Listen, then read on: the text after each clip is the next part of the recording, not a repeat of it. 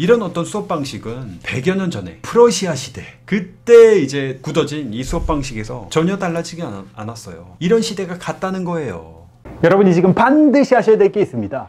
구독, 좋아요, 도전 골든벨까지 해주실 거죠?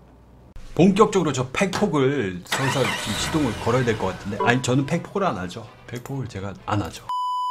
한국 학생들은 학교와 학원에서 미래에 필요하지도 않은 지식과 존재하지도 않을 이 직업을 위해 하루에 10시간 이상씩 낭비하고 있다. 미래학자 엘빈 토플러의 이야기입니다. 여러분 동의합니까? 동의합니까? 어때요? 물론 뭐 조금 이제 극단적인 표현이라고 볼 수도 있겠죠. 근데 여러분 현실이 어떻습니까? 지금 완전 동의가 지금 인정 쏟아지고 있습니다. 하나의 예만 들어볼게요. 미국에서 개발된 법률 분석 AI예요. 인공지능이죠. 1초에 판례 분석을 몇 장이나 할 수 있는지 아십니까? 자, 여러분 1초에 100억 장을 할 수 있습니다. 100억 장. 100억 장이요.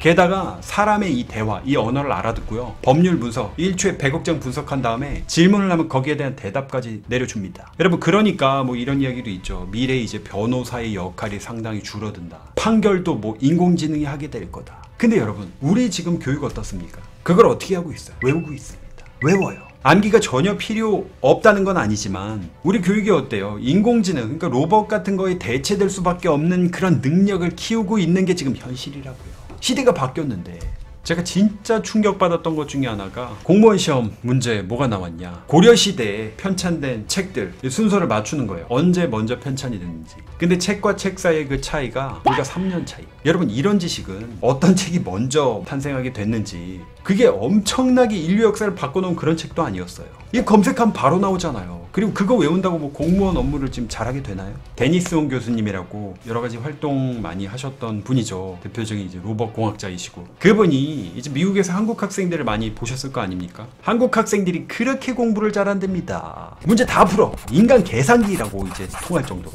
근데 딱 정해지지 않은 문제, 그러니까 답이 있는지도 없는지도 모르는 진짜 현실에서 부딪히는 이런 문제, 혹은 답이 여러 개인 문제를 주면은 엄청나게 당황하고 헤맨다 이 말입니다. 그냥 단순히 정해진 딱 맞춰진 이런 답, 이렇게 단순히 지식을 분석하고 데이터 이제 프로세싱 한다고 하는데, 이런 건 여러분들 컴퓨터가 훨씬 더 잘하거든요. 그러니까 컴퓨터나 로봇이 할 수 없는 영역에 집중을 해야 되죠. 쓸모없는 거 배워봤자 인공지능한테 밀려버리게 되니까. 그러니까 교육에 새로운 패러다임이 필요하다는 겁니다. 뭐 비판적 사고, 뭐 창의력, 대인관계 능력, 사회적인 감성적인 어떤 역량, 이런 것들이 성공의 핵심 요소인데, 그럼 아직도 그냥 수동적으로 지식을 막 이렇게 집어넣거나 혼자서만 이렇게 갇혀가지고 공부를 하거나, 그리고 그냥 기계적으로 그냥 문제만 푸는, 별 생각도 안 하고 그냥 공식 대입만 해가지고 이렇게 푸는 이런 시대가 갔다는 거예요. 지금까지는 무조건 이제 경쟁, 혼잡, 나만 살아야 돼 이런 거였지만, 앞으로는 우리가 4차 산업혁명이라고도 하는데 문제를 해결해 나가는 과정에서 혼자서 이 문제를 풀 수 있는 그런 문제 이 세상에 진짜 극히 드뭅니다.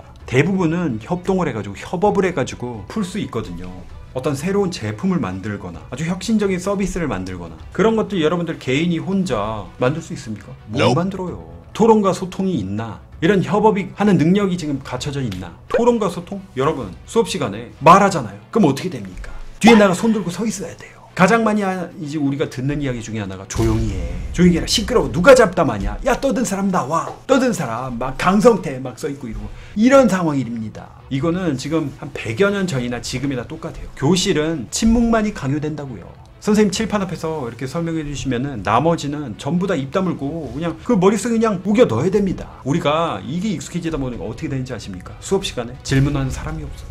여러분 어린 시절에는 그 넘친 호기심, 아이들 보시면 아시잖아요. 질문을 하도 많이 해서 어른들, 부모님은 당황하게 되는데, 신기한 게 뭔지 아십니까? 학교를 다니면서 질문이 없어져요. 생각 자체를 안 해요. 호기심이 없어집니다. 수업 시간에 자꾸 의문을 제기하고 비판적으로 이렇게 생각을 하고 그러면은, 야, 진도 나가느라 바쁜데 지금 그럴 시간이 어디 있어. 이런 것들이 다 시간 낭비고 어떻게 보면은 불손한 일로 간주되기도 해요. 이런 어떤 수업 방식은 100여 년 전에 프러시아 시대, 그런 나라가 지금 있지도 않죠. 그때 이제 굳어진 이 수업 방식에서 전혀 달라지지 않았어요. 그때는 획일화된 어떤 일꾼, 군인을 길러내던 그런 방식인데 여전히 우리가 답습하고 있는 것은 아닌가. 그리고 앞서 말씀드린 엘빈 토플러가 하신 저 말씀하시니까 한참 지났거든요. 우린 뭐하고 있었나? 말로만 교육이 지금 바뀌어야 된다고 떠들어댔던 건 아닌가. 이스라엘의 창의교육 전문가 헤츠키 아리엘 GEX 글로벌 엑셀런스 이제 회장이 이런 말을 했습니다. 지난 20년 동안 수많은 한국 교사, 교수, 공무원을 만났는데 모두가 교육이 바뀌어야 된다고 말은 했지만 변한 건 하나도 없다고요.